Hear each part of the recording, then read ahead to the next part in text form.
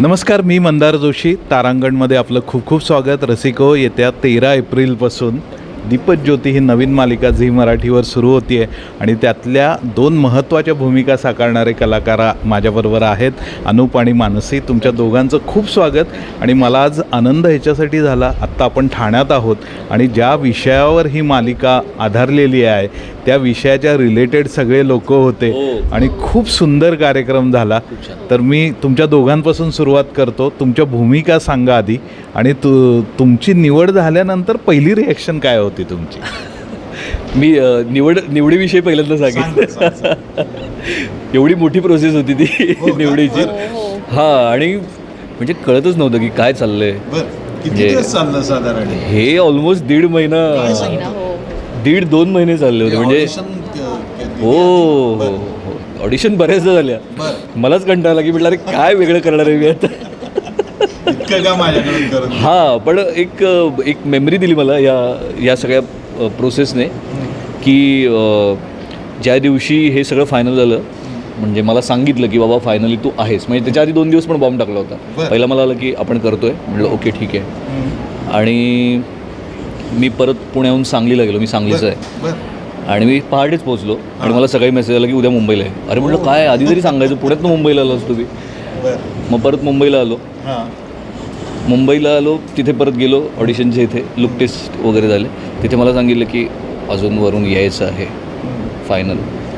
अरे काय चाललं आहे, काल फायनल म्हटलं तुम्ही यार, मला म्हणजे कळतच नाही मी काय रिॲक्ट व्हायचं. आणि मग दुपारी मला जरा आमचा जो सूरज आहे आपला, तर त्याने जरा माझी खेचायची ठरलीच होती वाटतं. फायनली त्याने उशिरा मला सांगितलं. त्याच्या आधी मला दुसरीकडून कळालं होतं की अनूप झालं आहे बाबा. म्हणलं वा. पण आणि सगळ्यात गोष्ट की आम्ही पहिल्या दिवशी जेव्हा भेटलो 2 मार्चला, तेव्हा माझा वाढदिवस होता. सो मला ते बेस्ट सरप्राईज वाटतं. त्यामुळे म्हणतात ना, कधी कधी डेस्टिनीने काही गोष्टी खूप छान केलेल्या असतात. सो मला असं वाटतं की 1.5 महिन्याची प्रोसेस ती माझ्या वाढदिवसासाठी होती. मला एक बेस्ट गिफ्ट मिळालं. मी ही प्रोसेस ॲक्च्युली खूप एन्जॉय केली. आणि जसं याने सांगितलं की 1.5 महिना लागला. म्हणजे मी याआधी जेवढं काम केलं आहे त्याच्या कुठल्याच ऑडिशनसाठी एवढा वेळ लागला नव्हता. उद्या झालं आहे तुमचं, नाही झालं आहे तुमचं क्लिअर. पण इथे थोडंसं हे होतं, सो थोडीशी हुरहुर होती की काय चालू आहे, क्लॅरिटी नव्हती. पण मग जेव्हा त्यांनी सांगितलं की, आणि खूप ऑडिशन्स झाले आमचे, म्हणजे माझे तरी खूप ऑडिशन्स झाले, खूप लुक टेस्ट झाले. म्हणजे आमचं असं बहिणींचंच व्हायचं की सलोनी तुला उद्या बोलवलं आहे का? नाही, माझं उद्या लुक टेस्ट आहे. ओके तुला बोलवलं आहे का? नाही, अच्छा माझं आहे. सो हे आमचं खूप झालं आहे. मी ही प्रोसेस खूप एन्जॉय केली. झी बरोबर माझं हे पहिलंच काम आहे. इकडचे लोक, इवन हेअर दीदी, कॉस्ट्यूम, ह्या सगळ्यांबरोबरच आमचं सगळ्यांचं खूप छान बॉन्ड झालं आहे. सो एकत्रच सेम सगळेच सेम असल्यामुळे काही प्रॉब्लेम्स पण क्रिएट नाही झाले. येस, छान वाटलं जेव्हा त्याने सांगितलं की तू या भूमिकेसाठी सिलेक्ट झाली आहेस. सो सगळेच एक्सायटेड होते. मी माझ्या घरी नव्हतं सांगितलं, माझ्या घरच्यांना मी असं प्रोमो आल्यावरती मज्जा दिली, सरप्राईज दिला आहे. म्हटलं मी सांगलीची आहे. हो, जत. सांगली जिल्ह्यातली आहे. मी सांगलीच होतो. तू कुठली सांगली जिल्ह्यातली? जत डफळापूर माझं गाव आहे. हो. सो काय संबंध आहे? हो, तेच आमचं. मी मगाशी बोलतो आमचं ह्यावरूनच कदाचित असं पण कनेक्शन लागलं की ती हो. तुम्हाला दोघांना माहिती होतं? नाही, अजिबातच नाही. आता ते प्रोमोच्या दिवशी आहे. प्रोमोच्या दिवशी शूट करायला आम्ही भेटलो होतो, तेव्हा तो जो प्रोमो तुम्ही बघितला त्याच्यात मग नंतर आमच्या अशा गप्पा. कारण की ते काय झालं, लग्नाचा सिक्वेन्स असल्यामुळे ते बांधून ठेवलं होतं ना आम्हाला. बांधून ठेवलेलं होतं. त्यामुळे असं व्हायचं की सोडून म्हणजे लांब जाऊच शकत नव्हतं. तिथेच बसायचं. मग आता काय करायचं, म्हणून मग ते कुठलं काय हे सगळं असं निघत. मग ते निघालं की अरे तू सांगलीच आहेस. हो, तू प्रॉपर हार्ट ऑफ सिटी. म्हणजे मी गाव भागात राहतो आणि माझ्या घराच्या पुढेच सांगलीची वेस आहे. सो सांगली हे नावच मुळात 6 गल्ल्यांची सांगली असं आहे. त्यामुळे मी त्या ह्याच्यात राहतो. म्हणजे मध्ये जो पूर आला होता त्यावेळेला आमचा जो एरिया आहे गावभाग, त्याचं बेट झालं होतं. त्यामुळे आम्ही बेटावरचे आदिवासी झालो होतो 8 दिवस. बरं, मला आता दोघंही सांगा, काहीच दिवस झालेत आता शूटिंग सुरू होऊन, अजून सिरियलही आता सुरूच होती आहे. एवढ्या कमी दिवसांमध्ये तुमच्या दोघांचं बॉन्डिंग कसं झालं, कशा पद्धतीने आता तुम्ही म्हणजे असं म्हणू शकता की तुमची केमिस्ट्री जमली आहे आता? हां, म्हणजे आम्ही काम सीन तरी फार नाहीच केलेले, प्रोमोच केलं आहे माझ्या मते, प्रोमोच केलं आहे आम्ही फक्त एकत्र. हां, प्रोमोतच आमच्या एवढ्या गप्पा झाल्यात आणि त्यात ते जसं म्हटलं तसं की कनेक्शन्स लागत जातात. आमचा एक कॉमन मित्र आहे अभिनव म्हणून, आणि जसं म्हटलं की सांगली जिल्हा इज्जतची, मी म्हटलं असे काहीतरी रेफरन्सेस लागत आमच्या गप्पा झाल्या चांगल्या, त्यामुळे होतात आत्ता पण गप्पा होतात आमच्या. आम्ही जरी आमचं जास्त शूट लागलं नसलं तरी मला वाटतं की आहे आमची तेवढी बॉन्डिंग झालेली आहे. आम्ही तेवढं बोललो आहे, तेवढं कन्व्हर्सेशन आमच्यात झालं आहे. सो येस, सहज जुळून आलेल्या गोष्टी आहेत. हां, एफर्ट्स घेऊन असं नाही, सगळ्यांसोबतच, म्हणजे इतर हो सगळ्यांबरोबर ओरडायचे आमच्या.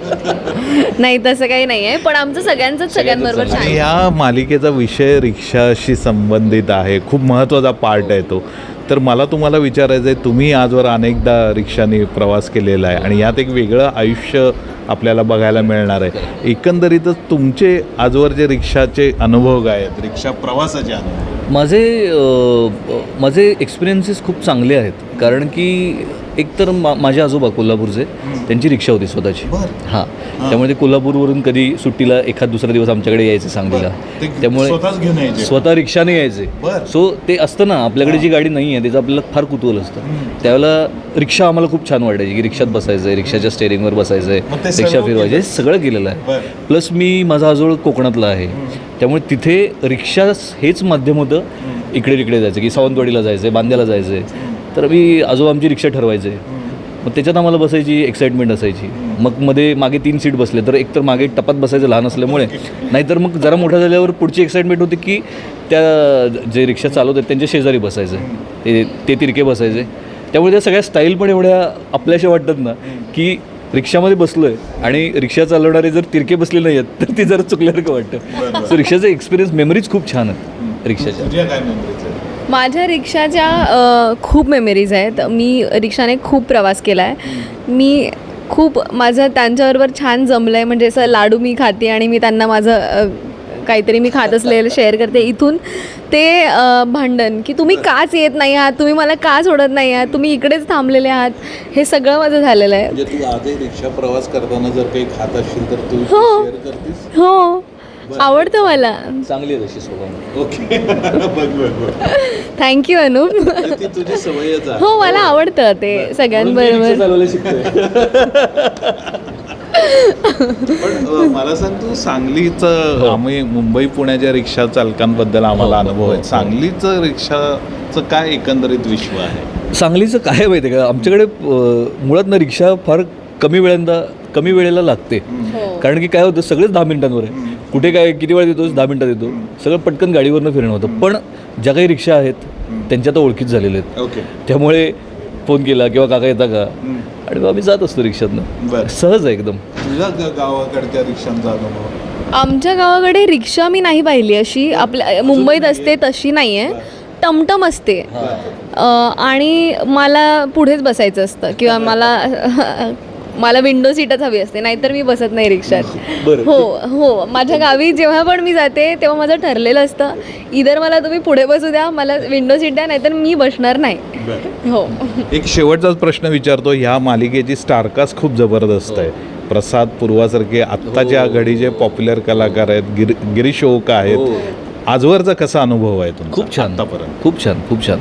एकतर म्हणजे गिरीश सर, सुहासताई यांना आम्ही काम करताना बघितलेलं आहे. सो ती एक एक्साइटमेंट असतेच ना आपल्याला, की सिनियर आर्टिस्टसोबत काम करायचं आहे. प्रसाद आणि पूर्वाचं म्हणजे काम बघितलेलं आहे, पण काम करण्याचा योग पहिल्यांदा आलेला आहे, त्यामुळे खूप छान वाटतंय. आणि सगळे खूप छान जेल झालेले आहेत, त्यामुळे आता पुढे मजा येईलच. आणि सगळ्यात महत्त्वाचं म्हणजे आता मला मेन्शन करायला लागेल, कारण की कधी काय होतं, बोलण्याच्या नादात फक्त आम्ही कलाकार हे ते यांच्याविषयीच बोलतो, पण आमची जी टेक्निकल टीम आहे, आमचे जे डिरेक्टर आहेत अमित सावर्डेकर सर, जी आमची डिरेक्शन टीम आहे, सेटिंगचं आहे, सागर आहे, त्यांनी जो काही सेटअप केलेला आहे, म्हणजे खूप कौतुकास्पद आहे. आणि अमित सर एवढे फ्रेंडली आहेत, एवढे शांतपणे सगळे हँडल करत असतात. सो आता जे काही बघितलं, कारण की आम्ही पण आज पहिल्यांदाच एपिसोड बघितला आणि सगळं खूप छान दिसतंय. सो तुझा अनुभव? मला हे म्हणायचं आहे की आम्ही सगळे, म्हणजे मी गिरीश सर आणि सुहास मॅम बरोबर जास्त काम नाही केलं आहे, कारण आमचे असे सीन्स नाही लागलेत.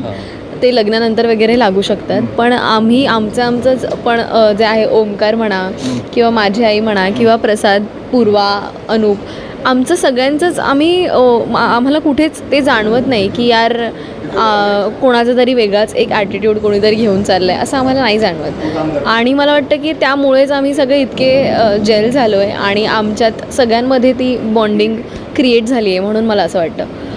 इवन मला असं ह्याने अमित सरांबद्दल जे काही बोलला तो मला खरंच छान वाटलं की त्याने ते मेन्शन केलं. कुठे ना कुठे अमित सर इतकं शांतपणे इतकं छान समजून देतात आपल्याला की मला असं वाटतं की ते सहज होऊन जातं. म्हणजे ते टेन्शन राहत नाही आपल्याला, की तो स्ट्रेस राहत नाही की यार हे कसं होणार आहे, ते नाही राहत. ते खूप सहजपणे जे आहे हां ते एका म्हणजे एक शिपचा जो मेन असतो कॅप्टन ऑफ द शिप, मग तसं म्हणता येईल की ते खूपच सहजपणे जातं. I guess it's all because of him. खूप छान. खरं तर मला तुमच्याशी अजून बरंच बोलायचं आहे, पण वेळेअभावी पण आता काय सिरियल सुरूच होती आहे, त्यामुळे आम्ही आता वरच्यावर सेटवर येत राहू आणि तोवर तुमचे कॅरेक्टरही आम्हाला बघायला मिळतील. तर पुन्हा भेटू, पुन्हा बोलू तारांगणतर्फे आणि वैयक्तिक माझ्यातर्फे. तुम्हाला खूप खूप शुभेच्छा. Thank you so much. थँक्यू.